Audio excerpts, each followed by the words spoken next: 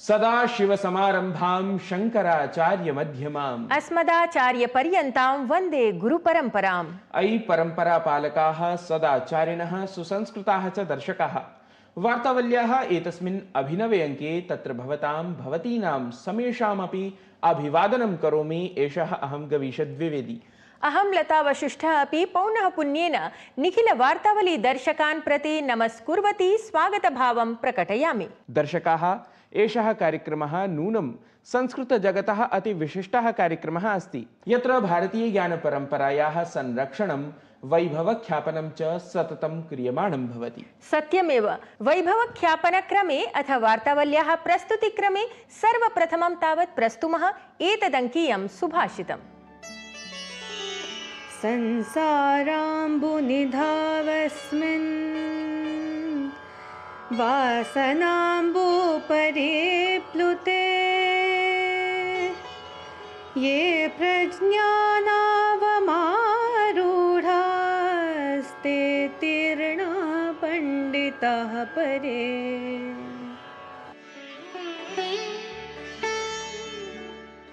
वासना रूपी जल से परिपूर्ण इस संसार सागर में जो प्रज्ञा रूपी नौका पर बैठते हैं वे विद्वान पार पहुंच जाते हैं।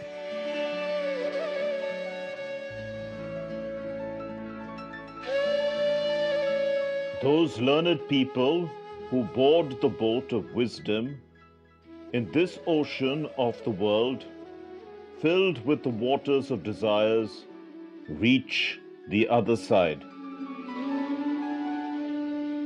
शोभनं सुभाषितं वासनाभ्यः मुक्तेः मार्गः प्रज्ञा एव इति अवगन्तव्यम् अस्माभिः। प्रज्ञोद्भवः च भवति विविधमाध्यमैः। लोके विविधघटनाक्रमाः अपि दर्शकान् प्रज्ञया विभूषयन्ति। तर्हि दर्शकानां पुनस्मारणाय अथ ज्ञानवर्धनाय प्रदर्शयामः गतसाप्ताहिकीः चिताः काश्चन प्रमुखवार्ताः प्रवाहमयस्वरेण। ब्रिटेन मालदीव देशयोः यात्रामुद्दिश्य ब्रिटेन देशं सम्प्राप्तवान् प्रधानमन्त्री नरेन्द्र मोदी। लण्डन् नगरे जातं तदीयं भव्यं स्वागतं। वाणिज्यिककरम् अल्पं कर्तुम् अथ वृत्यवसर सर्जनक्षमतया सह भारत ब्रिटेन देशयोः मध्ये सञ्जातः ऐतिहासिकः मुक्तव्यापारपरः सन्धिः। प्रधानमन्त्री मोदी उक्तवान् समन्वित समृद्धेः अवसरः एषः। प्रधानमन्त्री नरेन्द्र मोदी द्विदिवसीयां यात्राम् उद्दिश्य मालदीव देशं प्रति गतः। तत्र द्वयोः देशयोः मध्ये सन्धिज्ञापनपत्रेषु समाचरितानि हस्ताक्षराणि। मालदीव देशस्य स्वतन्त्रतायाः 60तमवर्षसम्पूर्त्यवसरे स्वतन्त्रता समारोहे मुख्यातिथित्वेन प्रधानमन्त्रिणः नरेन्द्र मोदिनः उपस्थितिः। तदनु भारतीय समुदायमपि सम्बोधितवान् प्रधानमन्त्री। राष्ट्रपति पदासीना द्रौपदी मुर्मुवर्या स्वकार्यकालस्य 3 वर्षाणि सम्पूरितवती। अवसरे एतस्मिन् असौ आभासीय माध्यमेन राष्ट्रपति भवन सम्बद्धानि विभिन्नानि महत्वपूर्ण कार्याणि लोकार्पितवती। उपराष्ट्रपतिना जगदीप धनखडवर्येण प्रदत्तं त्यागपत्रम्। राष्ट्रपति पदासीनां प्रतिलिखिते पत्रे स्वास्थ्यकारणानि तेन उपस्थापितानि। 27-अधिक-2000 ऑगस्ट मासं यावन् निर्धारितः आसीत् तदीयः कार्यकालः। उपराष्ट्रपतिपदस्य निर्वाचनार्थं निर्वाचनायोगेन सम्बद्धा प्रक्रिया प्रारब्धा। तत्सम्बद्धा घोषणा शीघ्रमेव करिष्यते। संसदः प्राविड् सत्रं प्रचलितमस्ति। केन्द्रीय युव प्रकरण खेलमन्त्री मनसुख माण्डविया इत्यसौ ऐषमः राष्ट्रिय खेल शासन विधेयकम् अथ राष्ट्रिय मादकौषध विरोधि संशोधन विधेयकं प्रस्तुतवान्। तावत् सामुद्रिक वस्तुवहन वाणिज्य पोत परिवहन सदृशानि महत्वपूर्णानि विधेयकानि सन्ति सूचीबद्धानि। राष्ट्रीय स्वयंसेवक संघस्य प्रमुखः मोहन भागवतः दिल्लीस्थिते हरियाणा भवने भूयोऽपि 70 इस्लाम मतावलम्बिभिः धर्मगुरुभिः बुद्धिजीविभिः च सम्मेलनं कृतवान्। उपवेशने धर्मगत भ्रातृत्व भाव संवर्धने अथ भ्रान्त्यपाकरण विषये अपि चर्चा समाचरिता। प्रभूत मात्रायां गोलिकाक्रमण मध्ये कम्बोडिया देशः थाईलैंड देशेन समं कृतवान् तत्काल संघर्ष विरामाह्वानम्। संघर्षे साम्प्रतं यावत् प्रायः 20 जनानां मृत्युः, 35,000,000-लक्षाधिकाः जनाः विस्थापिताः। अमरनाथ यात्रा समाचर्यमाणा अस्ति। अमरनाथ यात्रावधौ 21 दिनेषु एव 3.5 लक्षाधिकाः श्रद्धालवः पवित्र हिमस्वरूपस्य शिवलिङ्गस्य दर्शनं विहितवन्तः। साम्प्रतमपि अमरनाथ यात्रा सश्रद्धं समायोज्यमाना अस्ति। वार्ता प्रवाहः तु अनारतं जायते। आस्माकीनं जीवनमपि संसरति तथैव। वार्तावली कार्यक्रमः अपि सततं भवतु प्रवाहयुतः इति कामयमानाः प्रस्तुतिक्रमे अग्रे सरामः। जानीमः एव यत् श्रावणमासः अधुना प्रवर्तमानः अस्ति। शिवभक्ताः एतस्मिन् मासे शिवालयेषु विशेषार्चनं कुर्वन्ति। 12 ज्योतिर्लिङ्गेषु तु एतस्मिन् मासे भवति भक्तानाम् अतिसम्मर्दः। दर्शकाः, ज्योतिर्लिङ्गविशेषाधृतमेव वृत्तम् अवलोकयामः इह केन्द्रज प्रभागे।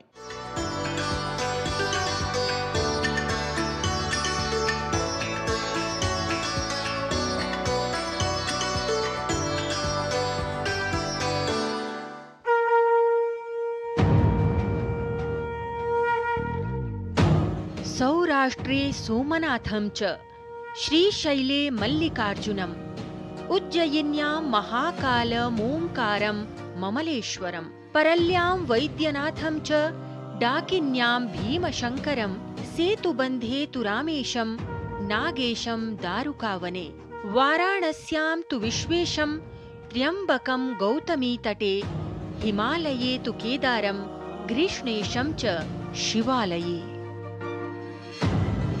33 कोटिदेवताभिः पावनीकृतस्य पुण्याध्यात्मभूमिभागस्य भारतस्य विविधेषु स्थलेषु प्रतिष्ठापितानि 12 ज्योतिर्लिङ्गानि वस्तुतः भगवतः महादेवस्य दिव्यशङ्करप्रकाशस्वरूपप्रकाशनेन सहैव साक्षात् हि द्योतयन्ति सृष्टिसंहारकस्य साक्षात् समुपस्थितिम्। जय श्री महाकाल। महाकाल महाप्रभु, महाकाल महारुद्र, महाकाल नमोस्तुते। पुराणादिषु ग्रन्थेषु वर्णितेषु 12 ज्योतिर्लिङ्गेषु मध्यप्रदेशस्य महाकालाख्ये अवन्तिकापुरे उज्जयिन्याम् उज्जैननगरे वा क्षिप्रानदीं निकषा स्थितं तन्त्रिकाधारदृष्ट्या समद्भुतं महाकालेश्वर ज्योतिर्लिङ्गमस्ति बहुधा विशिष्टं हि समुपदिष्टम्। महाकालेश्वर मन्दिरे दक्षिणामूर्तिस्वरूपे दक्षिणाभिमुखं प्रति प्रकर्षेण प्रतिष्ठितः सन् सश्रद्धं समाराध्यते देवाधिदेवः कालरूपः महाकालेश्वरः। महाकालेश्वर ज्योतिर्लिङ्गे प्रातः 4 वादनात् एव विशिष्टैः भस्माभिषेक नीराजन इत्यादिभिः विविधैः अनुष्ठानैः मन्त्रोच्चारघण्टानादैः च गुञ्जिते भक्तिमये वातावरणे सश्रद्धं सविश्वासं च सम्पूज्यते महाकालरूपः स्वयंभूः शुभङ्करो हि भगवान् शङ्करः।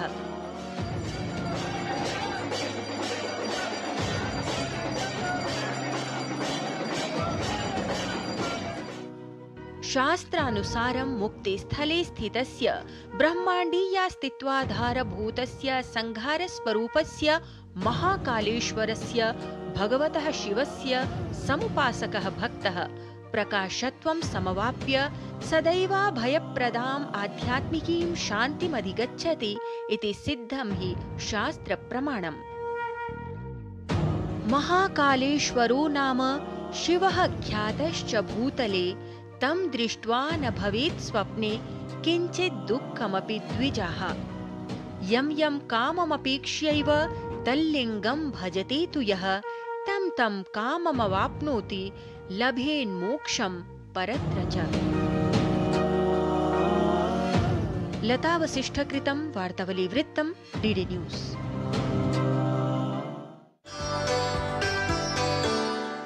शरणदस्य शङ्करस्य शरणं व्रजन्तः लोकशङ्करं कामयमानाः प्रियाः प्रेक्षकाः, वार्तावली प्रस्तुति सरण्याम् अधुना त्रिज्याप्रभागं प्रविशामः। त्रिज्याप्रभागान्तर्वर्तिनि संवादक्रमे एतद्वारम् अतिथिः अस्ति विशिष्टः संस्कृतज्ञः, विविध शास्त्रधुरन्धरः, व्याकरण साहित्य दर्शनाचार्यः, मूलतः च नेपालदेशीयः। कः अस्ति नेपालोपनामा अतिथिविशेषः अवलोकयामः अत्र।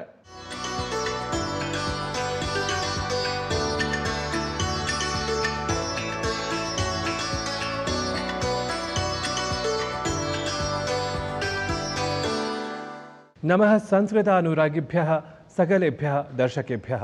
वार्तावल्याः साक्षात्काराङ्कनक्रमे अद्य कश्चन विशिष्टः विद्वान् अस्मत्समक्षं समुपस्थितः, यः पूर्वं तु आचार्यः आसीत्, नाम जगद्गुरु रामानन्दाचार्य राजस्थानसंस्कृतविश्वविद्यालये, परन्तु सम्प्रति त्यक्तवृत्तिकः साम्प्रतं। परन्तु भवान् तु गुरुकुले अपि अध्यापयति महोदय आचार्य, तत्र भवते नमः अस्तु प्रारम्भे तु। नमस्कारः। यथा मया उक्तं यत् भवान् तु तत्र आचार्यत्वं तत्र भजते स्म, परन्तु इदानीं त्यक्तवृत्तिकः ततः एतस्य मूले कः भावः भवत् मनसि आगतः? तत्र कारणद्वयम्, एकं भावनात्मकम्, एकं विवेकात्मकं। कारणद्वयं वर्तते। यदा कोरोना कालः आसीत् तस्मिन् समये अहमपि कोरोना आक्रान्तः शय्यायामेव अवर्तिषि। मम परमं मित्रं वेङ्कटरमणमहोदयः कर्णाटकसंस्कृतविश्वविद्यालये सः आचार्यः आसीत्। तस्य अनया महामार्या प्राणाः एव गृहीताः। सः भगवद्धाम गतवान्। तस्मिन् समये तत्र शय्यायाम् एव विद्यमानः अहम् अचिन्तयं, सः अत्यन्तमेव शास्त्रेषु निपुणः, सर्वेषु मैत्र्या भावनया युक्तः, तस्यापि ईदृशी दुर्दशा चेत् किमनया वृत्त्या, किमनया प्रतिष्ठया, किमनेन धनेन इति तत्र भावनात्मकः कश्चन वेगः माम् अस्मिन् त्यागे प्रेरिरत्। केवलं तदेव न, अनन्तरं विवेकः अपि कश्चित् एवं जागृतः।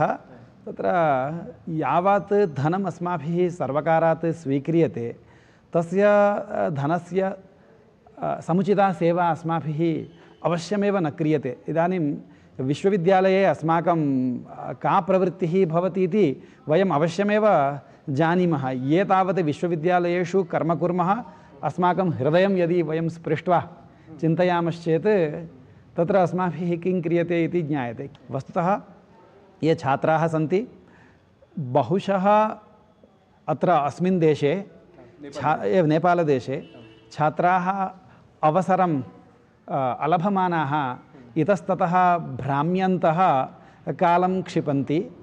तेषां छात्राणां यदि कश्चन उपयोगः शास्त्रज्ञानार्थं, सभ्यताज्ञानाय यदि मया कश्चित् सहयोगः कर्तुं शक्यते चेत् तदेव वस्तुतः मम ज्ञानस्य वा मम जीवनस्य वा मया यत्किञ्चित् अल्पं गुरूणां कृपया ज्ञानं लब्धं तस्य उपयोगः अत्र भवेत् चेत् जीवनं सार्थकं भविष्यति अवश्यं। यावत् शक्यते तावत् बालेषु, छात्रेषु, युवसु अयं प्रचारः अस्माकं धर्मे, अस्माकं संस्कृतौ, अस्माकम् आचार्येषु एतेषां महिम्नः ज्ञानं स्यात् इति मत्वा अहं तत्र एवं कर्तुं न शक्यते। तत्र यत् निर्दिष्टं तदेव करणीयम्।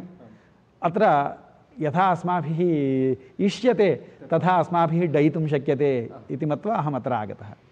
प्रायशः उच्यते यदा विविधविद्याविज्ञत्वं भवति तदानीं प्रश्नः भवति यत् विद्यावतां भागवते परीक्षा इति। यतोहि भवान् तु प्रवचनादिकर्मसु अपि प्रवृत्तः, अतः अहं प्रष्टुकामः यत् साधारणाः अपि जनाः अवगच्छेयुः यत् कथं विद्यावतां भागवते परीक्षा जायते इति। किमत्र? एवमेवं भगवान् तावत् मृत्तिकां भक्षितवान्। भगवान् सत्यं परं धीमहि इति स्तुतः आरम्भे एव। सः भगवान् मृद्भक्षणावसरे मातरं किं वदति? नाहं भक्षितमावान् अम्ब सर्वे मिथ्याभिशंसिनः इति, अहं मृदं न भक्षितवान् इति तत्र वदति। इदानीम् अत्र सङ्गमनं वक्तव्यं, विद्वद्भिरेव वक्तव्यं।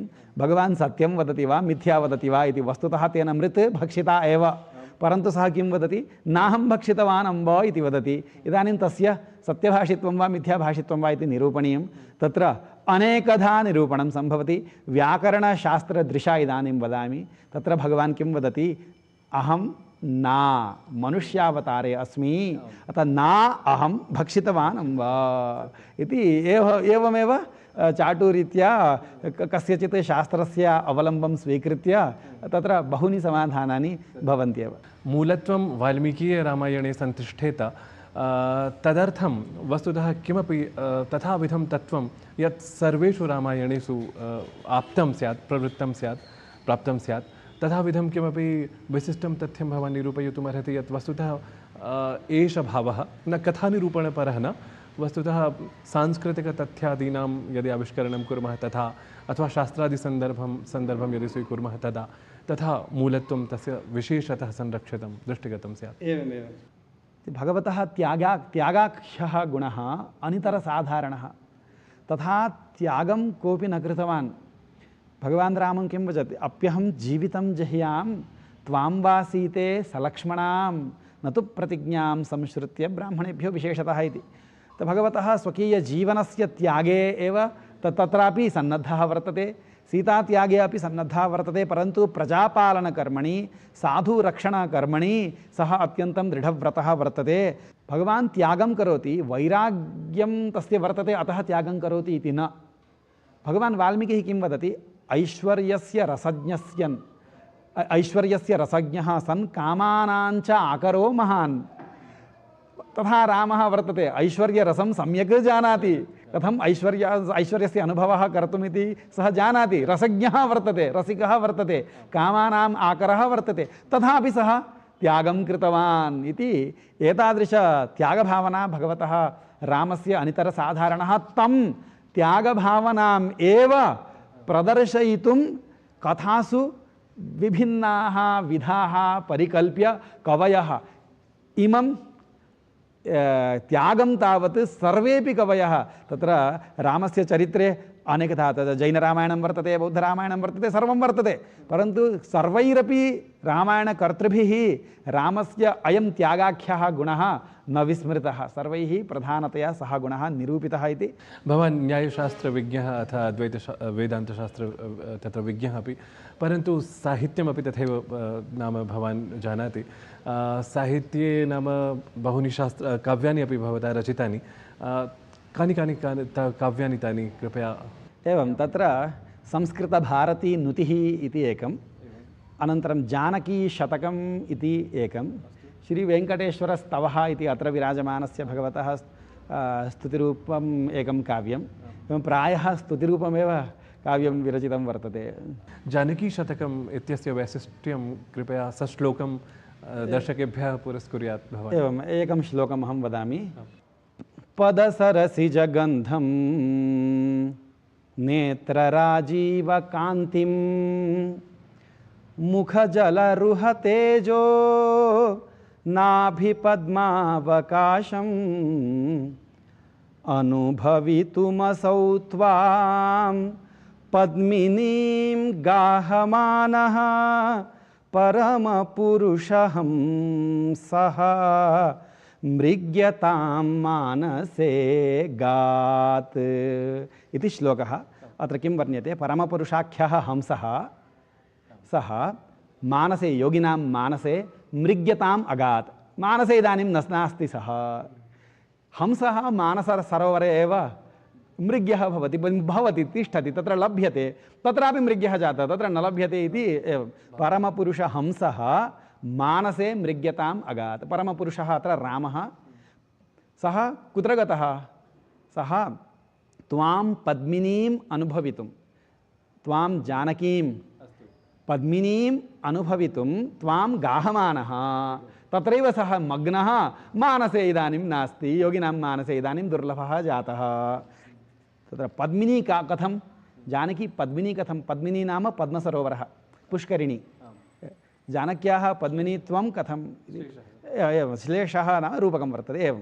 एवं तत्र पद्मानि विकसितानि सन्ति जानक्याख्यायां पद्मिन्यां। तत्र पदकमलसुगन्धम् इत्युक्तं, पदकमलं वर्तते, नेत्रकमलं वर्तते, मुखकमलं वर्तते, नाभिकमलं वर्तते इति अनेकानि कमलानि विकसितानि सन्ति इति कृत्वा सा पद्मिनी, जानकी स्वयमेव पद्मिनी वर्तते।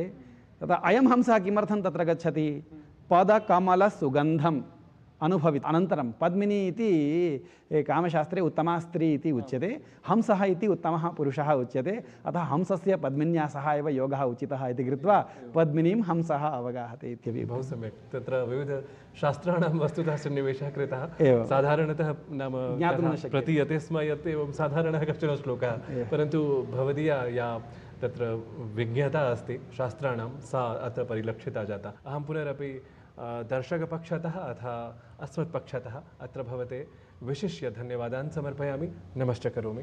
अस्मत् सौभाग्यफलम् अनुभवामि, धन्यवादाः। शास्त्राधृतं श्लोकानां विविधव्याख्यानसंवलितं संवादम् आकर्ण्य मनः मोदते मम।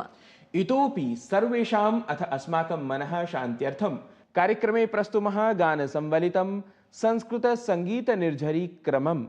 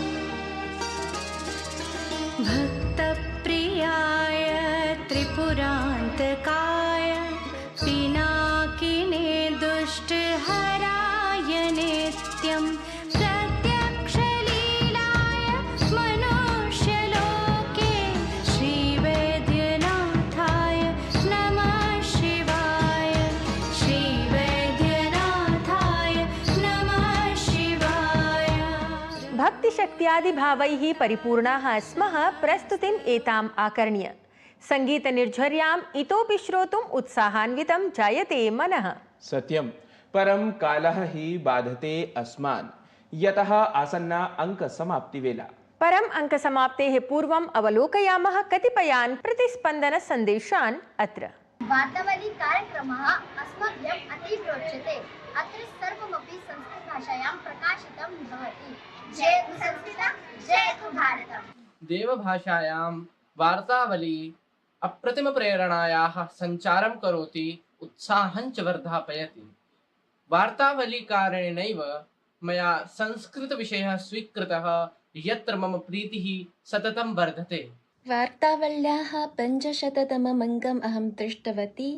मनसि महती प्रीतिः जाता, यतोहि मम संस्कृताध्ययनारम्भे अस्य कार्यक्रमस्य महत्त्वपूर्णम् उपकारकत्वम् आसीत्।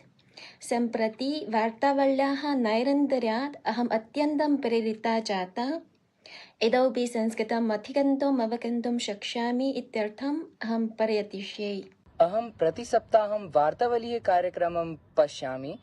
एषः कार्यक्रमः मह्यम् अति रोचते। अहं तु सर्वदा प्रतीक्षायां भवामि यत् कथवार्तावलीं द्रक्ष्यामि। सत्यं वदति, अहमपि सर्वदा उत्सुका भवामि। एतेन माध्यमेन संस्कृतस्य प्रचारः प्रसारः भवति। मम गृहे तु सर्वे पश्यन्ति। दर्शकाः पुनरपि प्रदर्श्यमानेषु संकेतेषु प्रतिक्रियालेखनार्थं प्रार्थयन्तः अत्रैव विरामानुमतिं विनिवेदयामः। तावत् श्रावणमासे आनन्दवने सानन्दं वसन्तं महादेवं तोषयन्तु, संस्कृतं च पोषयन्तु। नमो नमः। वाक्श्रोत्र नेत्राङ्ग्रे मुखप्रदा